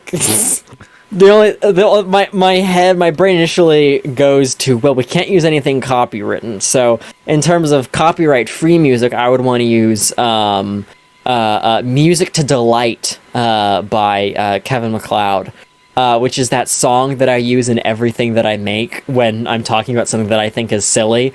That's like, it's like just like an absolutely ridiculous. I think I know what that is. Yeah, it's got like the terrible, like crappy flute that comes in. Like I would want to use that one. Oh, I think that would be pretty. I think that would be pretty funny, but also pretty terrifying. and I come out with like a black cloak and fog is streaming out around me, and there's like CGI demons going everywhere, and it's playing that song, the ultimate intimidation. Yeah. I gotta talk about that video that you made with Toolbox, the real life Bakugan. I have to talk. I love that video. I have to talk about that. How long has that been in your head that you wanted to make? I have wanted to make a live-action Bakugan battle since the original Jett Kuso video. There's actually test footage. We tried it. There's one thing. If you watch the credits of that video or the after credits thing, you'll see footage from a thing that me and my brother shot a long time ago. That was just a very silly, goofy like Bakugan skit. That we never ended up putting anywhere because it was just, for fun. Mm-hmm. Yeah, I saw that. And then after that, I had done, and this is when I was like 12, 13. I had started doing like green screen test footage for a show that I wanted to call Bakugan Hex. Copyright, TM. That was going to be a live action series, and I was going to produce this as a child. I did some test footage and was like, no, I don't know what I'm doing here yet. So we put it on pause. So that was something, just the idea of making live action Bakugan stuff was always in my head. So in terms of that specific idea, Toolbox was visiting Fort Worth for the tournament. The tournament wrapped up and we were talking like, we should make a video while you're here. He was going to be leaving in like 2 days. And we were like, well, what should that be? And we kind of just wanted to make something where where we could just goof. We wanted to make something that was kind of World Series Bakugan-esque, in just this very silly kind of crazy sense of humor, that Toolbox is so good at. And we decided to do it as somewhat of a parody of the first battle in the first episode of Bakugan between Dan and Shuji. And we sat down, we dropped Toolbox off at the hotel after like kind of talking about ideas, and we decided like, okay, let's try to make this tomorrow. And the next day we picked him up and brought him over to our house, and we sat down and planned and scripted the entire video that afternoon. The first thing we did was we came up with what is the battle, what happens in the game. And then once we had that mechanical thing figured out, just so there could actually be a little bit of tension, and so there's actually mechanics, because that is an intrinsic part of capturing the legacy feel, is that there's something going on, there are rules, but we don't know exactly what they are as the viewer, but it kind of seems like something we're following along with. That was the case with Yu-Gi-Oh! And Bakugan. It's like, there's probably some kind of internal logical rule system to the universe, but it can be bent and stretched. And ultimately, we basically followed the rules of the original series, the Legacy series, because in the Japanese translation, the games actually make in complete sense. and there was actually a rule set, but then they didn't really translate it accurately, so that in English the games are just kind of like, what is going on here? So we basically tried to do that. We planned it with the proper rules in mind, scripted it out with very little focus on what those mechanics were, and then just put jokes everywhere, constantly, every second. And Toolbox is so good. It'd be like, what if I said, I don't know if it was Toolbox or my brother who came up with the ding dong, what's that? It's the elevator, 'cause you're not on my level. I remember that. That was good. Just so many Toolbox's favorite line, I think, was just pointing at me and saying in the anime, in the voice of, like, you know, they're so mean in Bakugan Battle Brawlers. They're constantly calling each other like sucker and loser and twerp, and we wanted to have that thing. So, you know, Toolbox points us like, shut up, you little freak, and roll your dumb ball already. And Toolbox's line that made my mom crack up more than any other thing in the show was, you're pretty fly for a white guy, but here comes Aquafy. You're just throwing these lines and just saying them like it's anime dialogue, but it's so stupid. My sense of parody is to get as close as possible to the real thing, and then just make it, just turn it up, the exaggeration just up a little, and it ends up way funnier than if you're making something, you know, inaccurate. It's like, you don't have to exaggerate it that much for it to be hilarious. So no, we scripted it the same afternoon we shot it. We scripted it, planned it out, got in the car and drove to Castle Park, we call it, and just started and just went and just immediately made the video. Came back the next day and shot the intro and outro sequences, because the weather was different. It was rainy that day, so it ended up actually being a very different look between the in-field and out-of-field shots. Yeah, I noticed that. It seemed like you guys shot it in like the span of like a few days or so. Yeah, at the very least, we shot Toolboxes. We focused on Toolbox stuff. I dropped something. I'm not falling over. We shot Toolbox's stuff, intro and outro, and the battle stuff, and then went back on the next couple of days and shot my stuff. The only reason the video looks good at all is because Connor knows how to set exposure levels, and we were shooting at magic hour. So we had nice long shadows, sun angle over by the horizon. Issue with shooting at magic/golden hour is you don't have a lot of time. So we had to come back to shoot my parts several times. I think twice we came back to shoot my dialogue. Because we had to come around at the same time of day with the same weather. Then we got it all overdubbed. Toolbox. Did overdub dialogue just to give it that little anime flair, and the intense visual effects process was very intensive. I learned so much making that video, because I had never animated anything quite to that degree, and the animation is cheesy. Initially, we weren't planning on doing hardly any animation at all. We were gonna have cardboard cutouts or whatever pop out and try to market it as a Bakugan battle, but with no budget. That was the original concept. But then once we were making it, I was like, I can do a little more animation here and actually kind of make it more compelling than you would expect. And so we did, and I'm pretty proud of that video. Bakugan anime battle in real life. And that was an amazing video, honestly. When I saw that, I laughed my ass off. I'm like, this is so accurate, but I know they're making fun of it at the same time. the absolute best parody comes from a place of deep love and respect for the source material. That's the case of, like, Young Frankenstein, one of my favorite movies. My favorite movie, Young Frankenstein. It's not, what was the last joke that Pacific I made? It's not whatever I said it was last time. It's Pacific Young Frankenstein. No, that movie loves those old Universal horror movies so much. So we're like, if I'm going to parody something, I need to absolutely adore it. I never want to parody something that I don't like, because it ends up being mean and typically not very funny. Yeah, because it almost seems like you're like, like, it almost seems like you're intentionally trying to hurt it.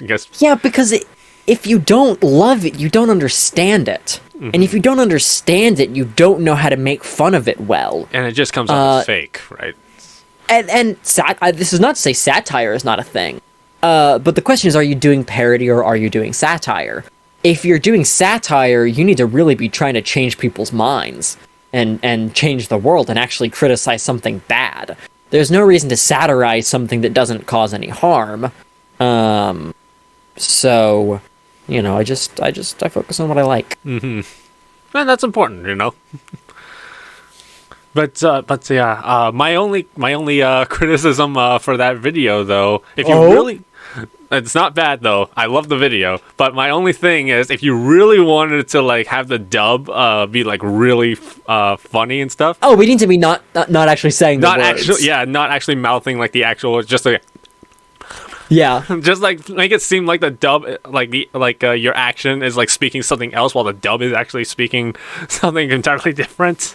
That would be the only way to do that. The thing is, a lot of people do that gag when they do anime parody, and they do dub parody. They just, like, mouth things. It's clear they're not speaking because they're trying to lip flap like anime characters. Mm-hmm. But the thing is, anime lip flaps are representative of real life in the same way anime characters are representative of live action.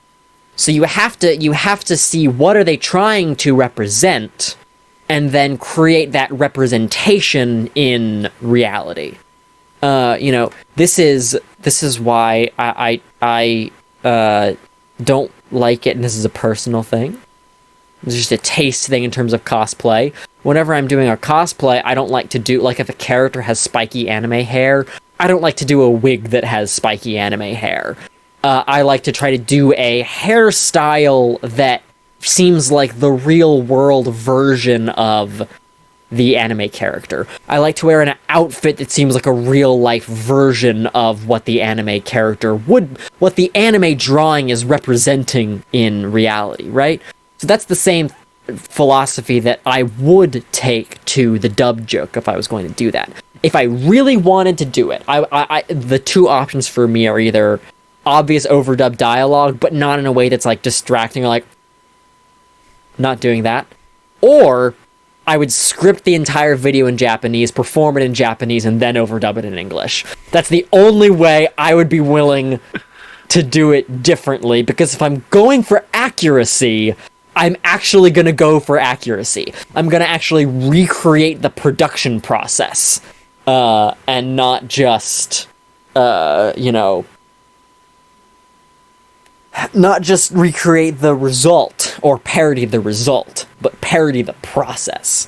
And the Japanese script would be completely different and very serious. And then, so there's going to be this lost Japanese version that no one gets to see. That is, like, a completely different thing. So so that's how I would do that gag, because it needs to look like I'm speaking Japanese, not like I'm a man pretending to talk like an anime character. Because if I was going to do that, I would have to animate it, but with live action still frames, Mm-hmm. If I was going to do that thing, I would take pictures of myself and animate with pictures, Oh yeah. Get the frame rate right. Make sure I'm only moving on 2s, or 4s. I think they do anime on 4s. Yeah. So you mentioned you were doing a cosplay. Jett done a lot Kuso of cosplay. cosplays. I've done a lot of cosplay. I actually What have you done? probably the last cosplay I did is Oyasumi Punpun. One of my it's if you haven't seen it's a very dark and upsetting manga series, and the main character is like a little bird. There's the actual some editions of the manga. Oh. He's like a little bird, but he's actually a human. It's just a representation. And as he grows up and his personality changes, his self-image is reflected in the strange morphing of his actual physical form, or at least the way we see it, because we are seeing him through the lens of his own self-image. Like, for example, there's a part of the story where he's the character Punpun is like heavily depressed and just going through life on the bare minimum required to survive. Like, he's just going to work, eating cheap food, and sleeping, and doing absolutely nothing else. And through this part, he's represented by just a pyramid. The simplest possible, like, three-dimensional shape. Because it's representing him being at the most basic level of human existence possible. No complexity to his lifestyle at all. And so as he changes, his physical form changes, and that's late stage. He ends up with this like big scary head with horns because he's a problem. So that's the last picture, or the last cosplay I did. Prior to that, after that, the most recent costume I've done is I don't know if it counts as a cosplay because it's not like it's an original character, but I did my D&D character, Kata Vel, to go to a Renaissance festival. Oh, right. Because I think I saw Kelly Nova tweet something about that before. yeah, I bet you did. I got myself in a little bit of a pickle. Because I was doing a D&D campaign. I also DM, but I have a DM player character, which a lot of people say not to do, but I'm good at it. She doesn't steal the spotlight. I designed a character who we never intended to make characters who we would cosplay as. So I made my character a red tiefling woman. And when it came down, everyone was like, "Oh, we want to go to a Ren fair and cosplay our characters." I said, "Okay." So you can find pictures on my Instagram. There's actually more pictures that I want to post. I actually have a Twitter account for that character. Don't go looking for it. It's an in-character Twitter account. Oh, good lord! And she's a disaster of a person, so it's a very, very ridiculous account. You heard them. Don't take the call to people watching this podcast. Don't take the call to action. That is not a call to action. That is a call to do something else. That is a call to spend your time better. But yeah, that's the last costume I did. I have so much red makeup. There's still stains in the bathroom from makeup tests on that one. But when you were talking about all the thought that went into like a parody, there you go. You go, people. That's why Jett Kuso's videos are so awesome. That's how much thought he puts into them. I think it's worth it. If I'm gonna have people spend their time on me, I want to be respecting that time and putting a lot of thought into it. Yeah, that's exactly the mindset that I have when it comes to my own content. Your stuff is great, man. You're really. I don't watch everything that you put out, but if I'm ever like wondering like what is going on with Bakugan right now, I'll pull it up, or I'll see your videos on Twitter and be like, oh heck yeah, news. I love your stuff. You're a really great creator. You're a positive guy. Thanks so much. Keep it together. Don't do anything weird. It seems incredibly common on the internet, but yeah. But hey, this is the crossover that everybody's asking about. Yeah, finally. I think our first message is you messaging me wanting a crossover thing. I didn't know who you were back then, so I was just like, I don't know who this guy is. I didn't respond. But you've built yourself into quite I think a pillar of the community. So Oh, thank you so much. I'm really glad. I'm really glad to have been on the show. Oh, thank you so much, and yeah, that's truly an honor coming from you. It's I really like the most favorite video that I think I've watched from you was the why is Bakugan so much fun video essay. That one's out of date. That because I didn't script that one. That one was improv and edited down. But yeah, that was probably the first sort of essay format video I did. Yeah, I loved watching that. It was pretty awesome. It was probably like the main inspiration behind my own video, which is like why is Bakugan so fascinating? Yeah. Yeah, that was kind of like the main inspiration behind that video. Yeah, I think Bakugan is really fascinating. There's something about it that is so deeply appealing. And I also talk about this in the Nanogon video that's coming up. I end up talking about like what is so interesting about the ball, and what makes it, and I think that's a big aspect of Nanogon. But we'll save that for when the video comes out, right? We will. I don't save that. I don't want you to give out like every single thing of your No. opinion on this show before your video actually comes out. I want people to actually watch your video. I'm a rambler. I can go on broad tangents because I think too much and I don't have enough people to say my thoughts to. So, I am like two. My binary is like I sometimes I don't really care. I don't have a lot of thoughts about that. Like, seems fine to me. That's kind of my thoughts about like the new Geogon releases. Like, I don't know. It's new Geogon. Geogon are fine. And then like on the opposite end of the spectrum, like there'll be a thing that's just like, I must analyze every aspect of this to find out what makes it tick and find out what would make anyone find it appealing at all. You need to look at every single eye, every single magnet, every single spring, every single wing part of it. What is this? Like, what is the point? What is this for? Why are we here? How does this connect to the instincts of humanity? What does this mean on a cosmic level that Nilius has 3 heads now? What?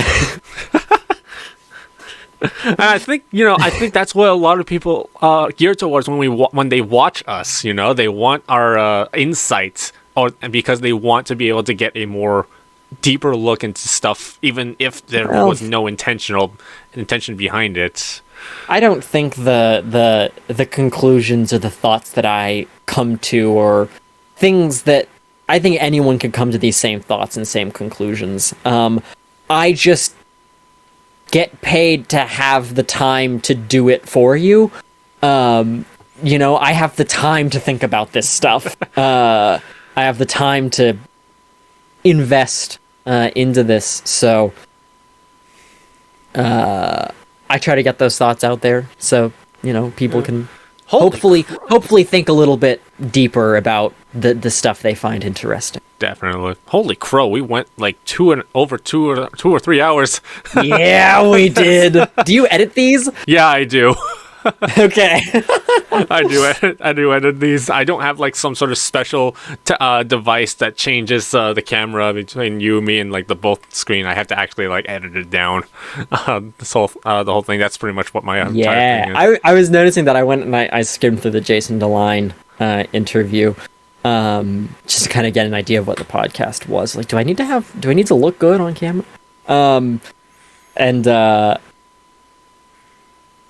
Yeah, I saw it like cutting back and forth. Like, does he have something set up for this, or is he multicam editing here? Because that's rad. Love that. Multicam, yeah, it's multicam editing, and that's very much why I spend my time. I don't have like any kind of device or anything. So yeah, just 2 more questions. Just 2 more questions. Oh, gosh, my goodness. Yes, So please. just 2 more questions and we'll be done, I promise. No, I have no problem with it. I only worry about the amount of work that you're gonna have to put this into this to get the runtime you want. Don't worry about it. I'm more than willing to put in the work. Okay, so we talked to Devin Mack on the show before, and Yes. Devin has mentioned he and Julius, you filmed a battle between him and Julius, and he mentioned that Oh there my was gosh. there was an unposted video that was done. I think he said it wasn't done in the hotel lobby, and he wants you so- to release the Winton cuts. Will you release the Winton cuts? Oh my gosh, I didn't know they even remembered that. So, okay, I think what it was is we ended up shooting 2 Baku showdowns between them during the Invitational. One was in the hotel lobby where one of them wins, and I think one was in after the Invitational where the other one wins. I think there's one win for each of them. I have never even delved into that footage because when we got back from Anime Expo, back from the Invitational, I was overwhelmed with footage. And I ended up getting really bad burnout. And a problem that I have is, like, after it's been too long, after a video has been recorded, I lose the motivation to finish it, because it feels like the moment has passed. At the very least, until it ends up being long enough that it feels cool to get, like, a look back, you know? I do still want to make that. I think there were some audio issues here and there. There were some technical issues. Baku showdowns are unfortunately very intensive to make. I'd probably actually be a lot better at them now because I've made so many Battle Club battles with all those graphics for it that I could probably get a much better workflow for it. I should dip my toes back into that. I'd like to. I would like to see what can be made from that footage that we got. I'll dig into it. I'll see what I can do with that footage. It would be amazing to see. Official statement in regards to unreleased cuts. Sorry, guys, doesn't exist until it does. We have to. If I can get a couple $1 million to finish out all the special effects we'd intended to put there. Maybe we can. Funny thing, there is actually a special effects shot that we did get clean plates for. Oh, really? That I just remembered. Yeah. There's this shot we want to do. I'm not gonna spoil it in case it comes out, but it would have been very in character for Julius. Oh, damn! Now I really need to see it. God, I love those guys. They're so cool. Devin and Julius are definitely really awesome. Really awesome guys. And just to close out Yes. the show, do you have anything to say to all the fans that look up to you and are watching you and want to aspire to be you? Man, don't get into crypto. No. That should be a given.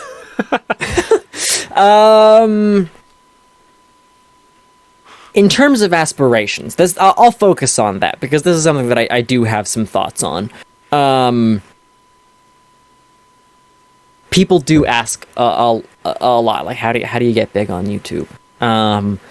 There are a lot of techniques and a lot of methods that will get you places on YouTube that you can find anywhere, and I don't need to talk about here.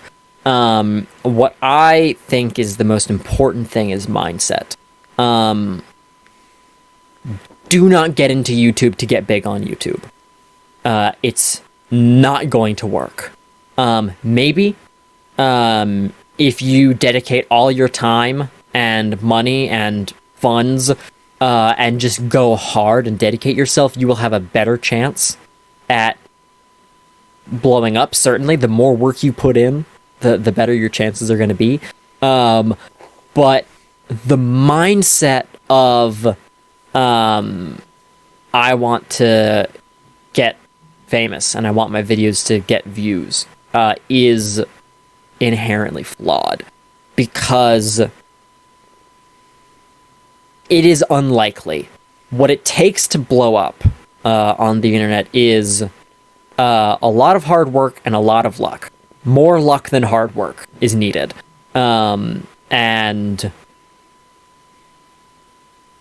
putting in a lot of hard work and then not getting lucky hurts and demotivates you, and you end up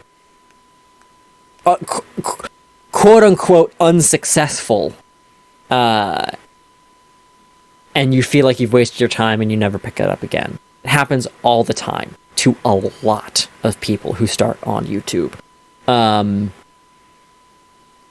You can blow up fast. You might blow up after 12 years on the platform. It could take you forever. But the most important thing, if you want to start creating on the internet, if you want to start creating at all, you can create for an audience. You can target a demographic. But create to create, and create to get better at creating. If you get into it with outside goals in mind, you'll be disappointed. But the truth is, if you create, if you make videos, you will get better at making videos. You will get better at creating if you're trying. And that is important because you are bettering yourself. You are learning a skill. You are broadening your experience and bringing more to your world and your reality. That should be your goal. And no matter whether or not you get lucky shouldn't matter. Because ultimately, you've made yourself a better person and you have gained a skill. So create to create to get better at creating, create to improve yourself and to learn and to have a craft. Don't beat yourself up if something isn't what you want it to be yet. You'll get there. You will improve. It is just what happens. Improving is the result of creating no matter what you're creating. The more you try, the more work you put in, the faster you'll improve. Make every video with the intent to make it better than the last video, and more entertaining than the last video, and more fun to make. And then ultimately, whether or not you blow up, it will have been worth something, and you will have gained value. And focus on the long term, and maybe you can, find joy. There it is. They're wise words from Jett Kuso. Thank you. That's my advice. I'll be in here all week. I don't know. I'm only a video. I can't escape. I can't get out. I'm stuck in here forever. These words repeating eternally. The me that you're watching is not me. The me that you're watching now is merely a me that I was. I've moved on, but the me that I am now cannot and never will. Yeah. A little bit of it. But you didn't get any existentialism from Devin Mack, did you? How do I come out of that?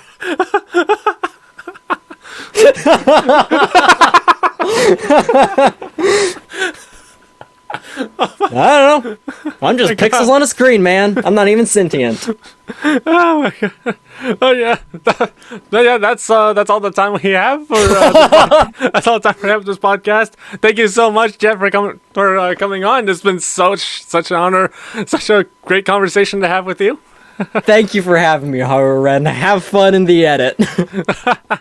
Yeah, I certainly will, because I get to listen to this whole thing all over again. Oh man, this was so much fun. But yeah, definitely check out Jett Kuso's official channel. Follow him on Twitter at Jett Kuso as well. Consider supporting him on Patreon, and as well follow him on Instagram as well. All links in the description below. In regards to Patreon, I have just added a $1 tier to my Patreon. I upgraded all my base patrons to the next tier up and added a $1 tier. Just so if you don't have a lot of means but you really like my stuff, $1 a month actually would help a lot if a lot of people did it. So I've added that. Check it out. It's up to you.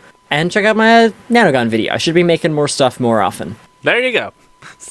Yep, follow Jett Kuso everywhere that I've mentioned. Don't actually follow him everywhere. That's creepy. But yes, support BakuTalk by pressing the thumbs up and give us a subscribe for more awesome Bakugan content. Yes. I've been Haru Ren. Subscribe to BakuTalk. Subscribe to Haru Ren. I've been Haru Ren. This has been Jett Kuso, and thank God for rapid fire. I hit my head.